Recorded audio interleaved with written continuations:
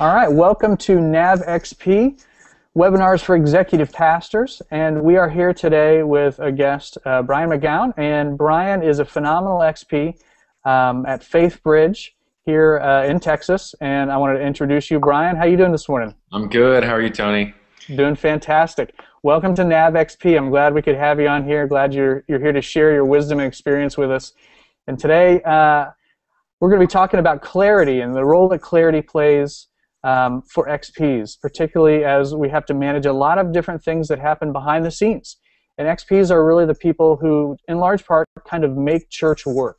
And so we wanted to leverage the experience of Brian as he has had his journey at Faith Bridge. Brian, tell us a little bit about yourself, kind of your journey and how you came into the XP role.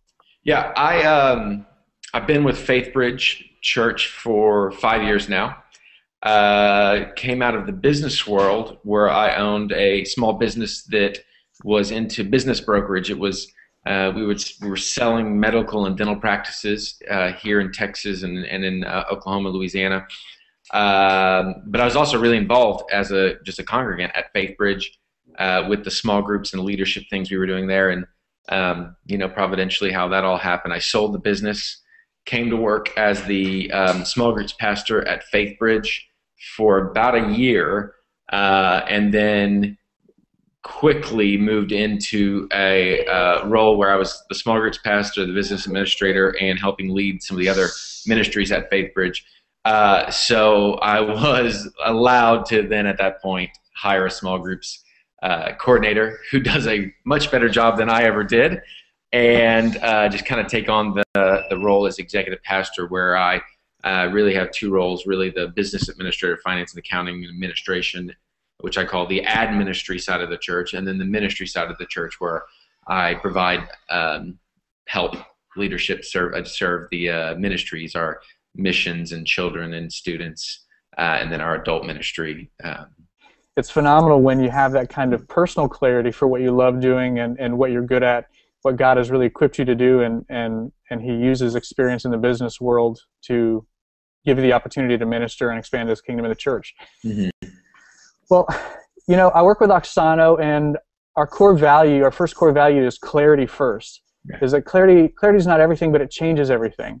Mm-hmm. And so I wanted to leverage a little bit of your experience as you have worked with Oksana, and you guys have gone through a vision pathway and have really worked hard at uncovering very clearly the unique identity that you have as a church, as well as the unique calling.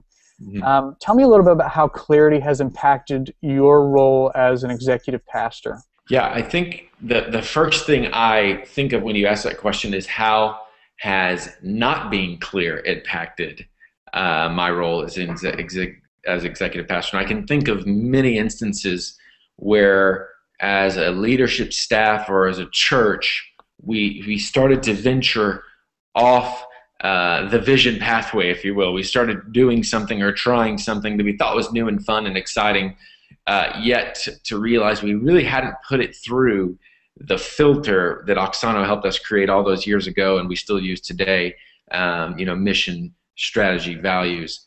And so I can think of many examples where not being clear has impacted us, and it's when we are clear about something, when the Lord has given us the vision, when it fits the sort of the strategy where we're going, it's almost like just getting in the river and moving down the right way. You're just heading down the Mississippi toward Louisiana instead of trying to paddle up river, even though sometimes it's kind of exciting and fun to do that. And so clarity's been huge, and especially in communication, when not only communicating from the front, to the church, but also just communicating to our staff. Here is what we're about. Here's what we're not about. And it gives everyone a high level of engagement, a high level of security. Even when our new staff come on, they look at our core values, and we talk about real people, real life. That's what we're about. And they, right from the very beginning, can know what to expect when they get here, because we are absolutely clear about who we are and what we're going to do. And And so it's just been, it really kind of makes our job as a leadership a lot easier, because I think one of the hardest things about being a leader is saying no to certain things. But when you have clarity, saying no is so much easier, because you're like, okay, well, that doesn't align with the strategy we've implemented or the values that we have. And so we're just not going to do that. And it's not a personal thing. It's just a clarity thing. That's phenomenal. That's phenomenal. Well, you mentioned a couple things. Sometimes it is really fun to venture out into the new and unknown. Sometimes we chafe a little bit when we're kind of held to the same path over a long period of time. Mm-hmm. Tell me a story, if you can think of one, where clarity and the mission that God has given you has allowed you to do something unexpected or exciting that you may not have had the opportunity to do if you hadn't been on mission. Gosh, I can give you a lot of examples. I can think of two right now that we're really right in the middle of. I would say 2 years ago, no man, almost 3 years ago, I was at the Catalyst Conference. Heard Gary from IJM and Christine Kane from A21 give some incredible talks on human trafficking that stirred my heart. Came back to our church,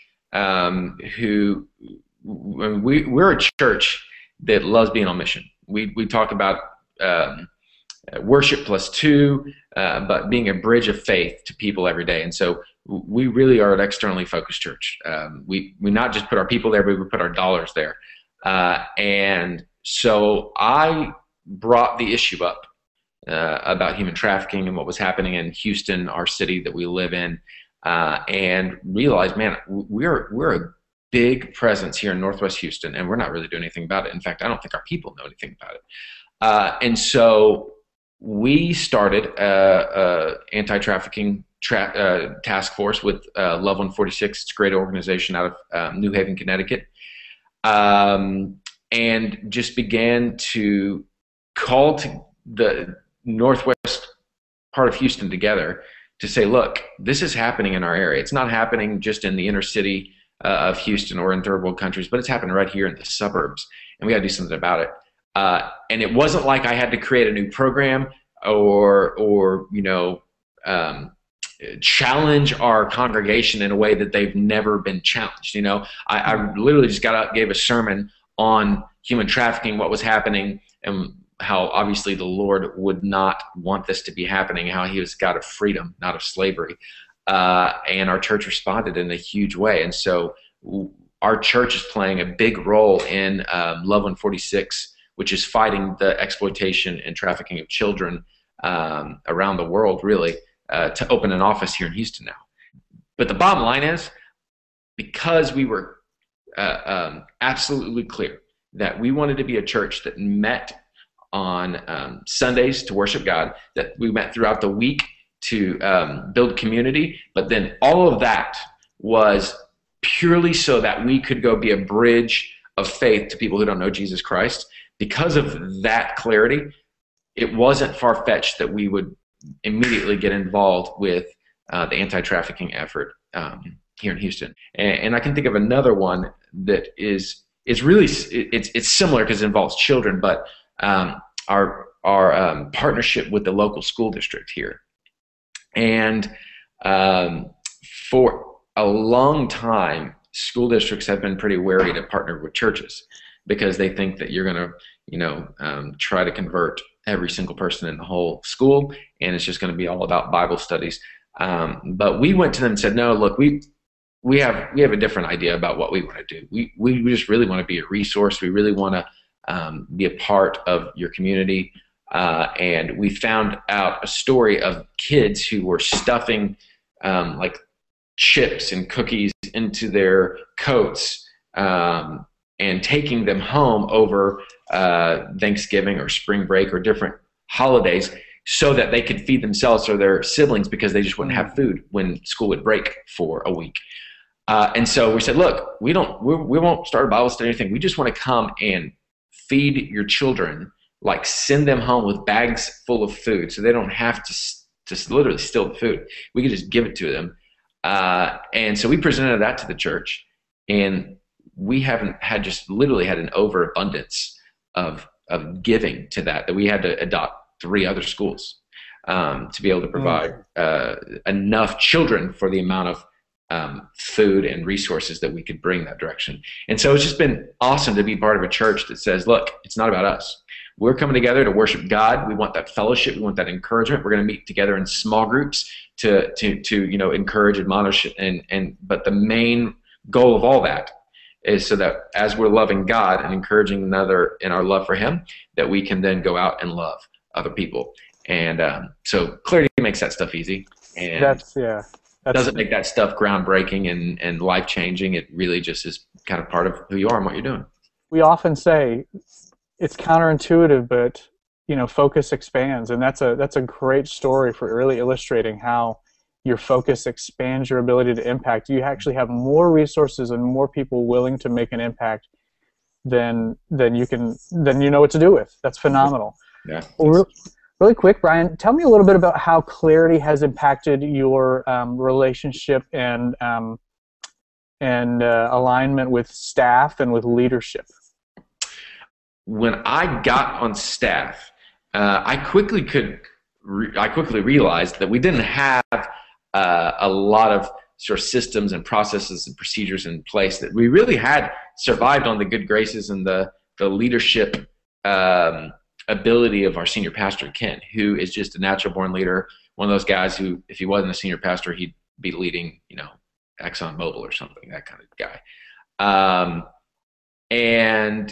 But as you grow, it's harder to communicate out, and it's harder to make sure that you don't get mission drift, and that people can feel like they're part of the process and can actually be part of the process.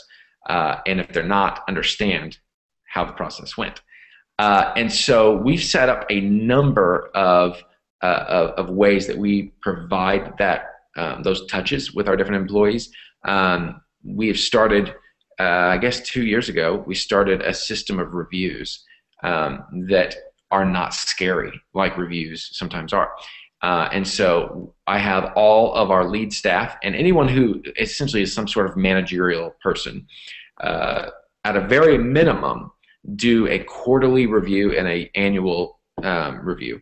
And so if you're an employee of our church within that 70, you should literally be connecting in a formal way, like written down, going over with your manager 4 times a year.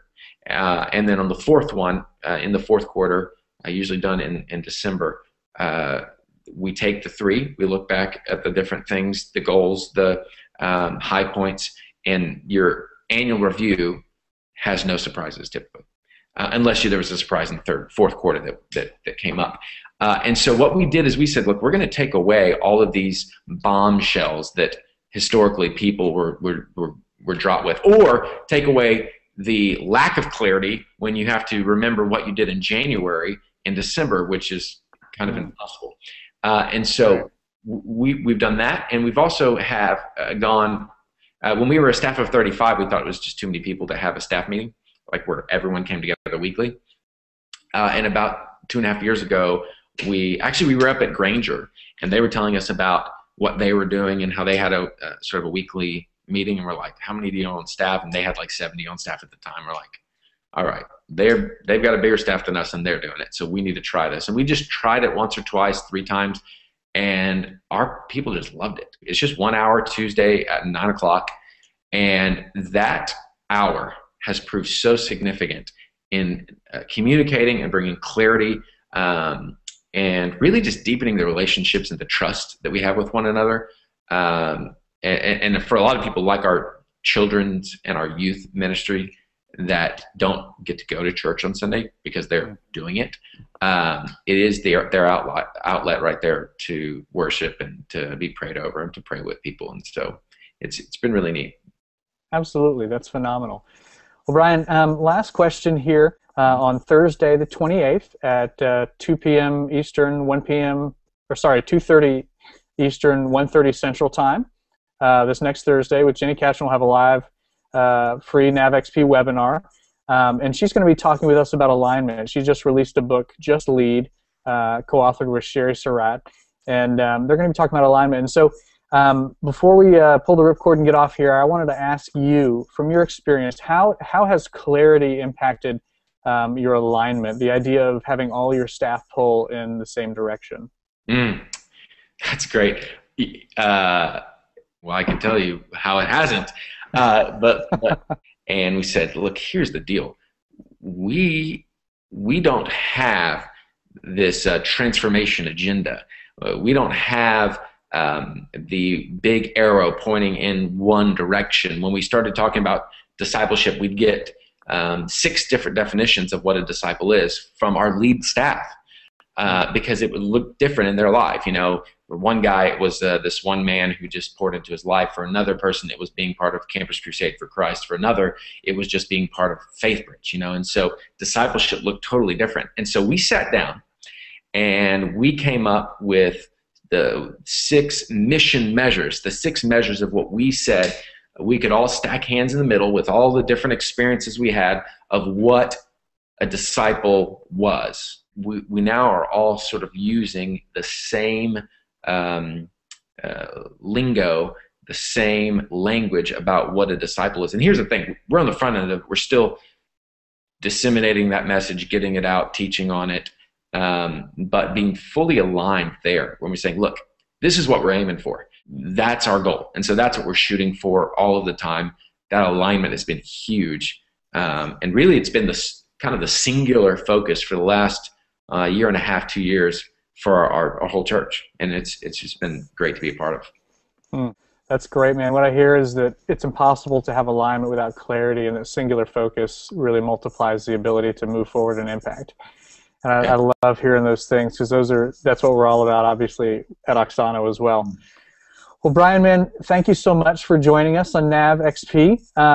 If you want to ask questions to Brian, or if you want to ask general questions for NavXP, you can always just tweet with the hashtag NavXP. We'll get those, and we'll get those questions answered. We can also possibly work them into our future NavXP webinars. You'll be able to find this webcast at tonybawick.com. We'll also feature it on Brian's blog. Brian, do you have a blog you want to share with us real quick here? It's brianmcgown.com, but I don't know if I have a little thing to show you. No, that's fine. You know, we see your name, so we know how to spell it, and we can get there. Fantastic. So this webinar will be featured on tonybawick.com and brianmcgown.com, and you'll be able to continue the conversation. And that's really the value of having these live webinars, is being able to have you as a part of the conversation. And so engage with us. Let us ask questions, sharpen one another.